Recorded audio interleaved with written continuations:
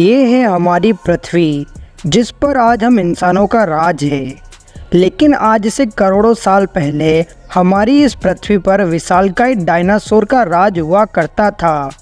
Dinosaur इसी धरती पर चला करते थे जिस पर हम चलते हैं, इसी वातावरण में सांस लेते थे जिसमें हम ले रहे हैं। इन विशालकाय डायनासोर ने करीब 14 करोड़ साल तक इस पृथ्वी पर राज किया। लेकिन आखिर इन विशालकाय डायनासोर का अंत कैसे हुआ और इस पृथ्वी पर हम इंसानों का जन्म कैसे हुआ, इस सवाल का जवाब हम में से कई लोग नहीं जानते।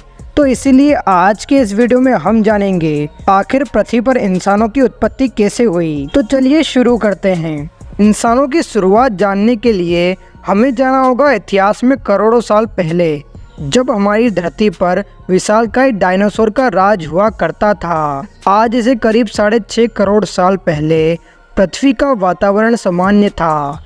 चारों ओर सूरज की किरणें फैली हुई थी, पोल्यूशन का नामो निशान नहीं था और चारों तरफ डायनासोर के चिल्लाने की आवाज़। लेकिन इन डायनासोर को नहीं पता था कि उनकी मौत आज से करीब 10 करोड़ साल पहले ही तय हो चुकी थी, क्योंकि आज से 10 करोड़ साल पहले एक एस्टेरॉयड का टुकड़ा जो दूर अंतरिक्ष से आ रहा था, वह मार्स और जुपिटर ग्रह के बीच बने एस्टेरॉयड बेल्ट में घूम रहे एक बड़े एस्टेरॉयड से टकरा जाता है, जिसकी वजह से उस बड़े एस्टेरॉयड की दिशा बदल जाती है और वो बड़ा सा एस्टेरॉयड बेल्ट से निकलकर 22,000 माइल्स प्रति घंटे की रफ्तार से पृथ्वी की ओर बढ़ने लगता है। 40 किलोमीटर के व्यास वाला ये एस्टेरॉयड हर पल पृथ्वी की ओर बढ़ रहा था और जब ये एस्टेरॉयड पृथ्वी के वातावरण के संपर्क में आया तो इसकी रफ्तार 70,000 किलोमीटर प्रति घंटा हो गई। पृथ्वी के वायुमंडल में आते ही घर्षण के कारण वो एस्टेरॉयड एक आग के गोले में बदल गया। इसकी चमक के कारण डायनासोर इसे देख भी नहीं पा रहे थे, लेकिन इसकी गर्मी को महसूस कर रहे थे और कुछ देर बाद वह एस्टेरॉयड मेक्सिको के पास जमीन से टकरा जाता है। इस टकराव से करीब 35,000 डिग्री सेल्सियस की ऊर्जा वाला विस्फोट होता है। टकराव के बाद पूरी पृथ्वी पर महाविनाश शुरू हो गया।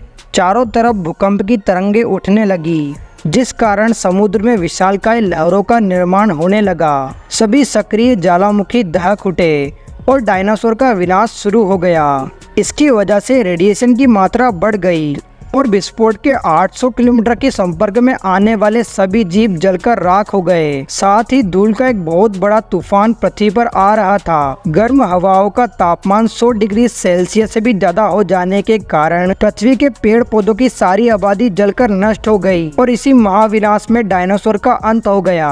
पर यह महाविनाश किसी के लिए बहुत फायदेमंद रहा। डायनासोर का अंत एक छोटी प्रजाति के लिए सुनहरा अवसर लेके आया था। वो प्रजाति थी मैमल्स। लेकिन आखिर ये मैमल्स कैसे बच गए?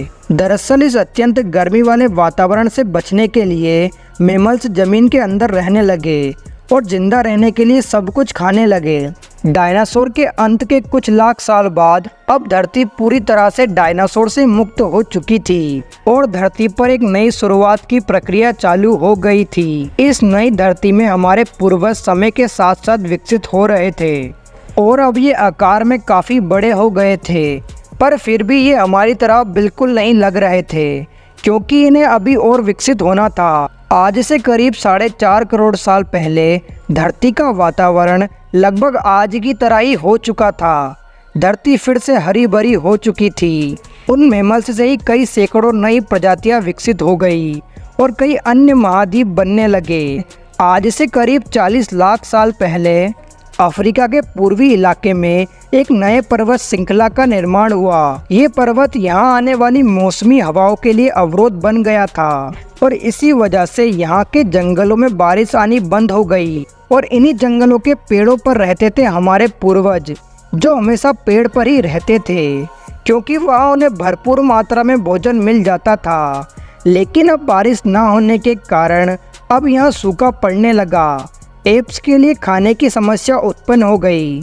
खाने की तलाश में इन्होंने पेड़ों से उतरने का निर्णय लिया, जो थे आर्डिपिथेकस रेमेडीज। ये हमारे पूर्वज थे। इनका दिमाग एक संतरे जितना बड़ा था और इनका आकार 4 फीट लंबा था।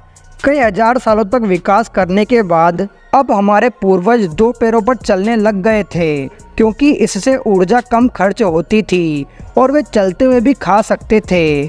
अब इनका दिमाग भी तेजी से बढ़ रहा था। ये धीरे धीरे होशियार बन रहे थे। समय के साथ साथ विकास की प्रक्रिया चलती रही। हमारे पूर्वज भी धीरे धीरे विकसित होने लगे। समय के साथ इन्होंने पत्थरों से हथियार बनाना सीख लिया।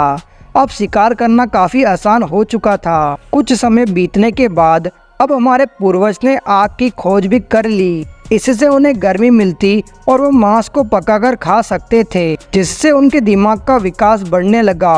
और कुछ समय बाद हमारे पूर्वज झुंड बनाकर रहने लगे। समय के साथ खेती भी करने लगे और एक समाज का निर्माण कर लिया। तो ये थी हम सबकी कहानी।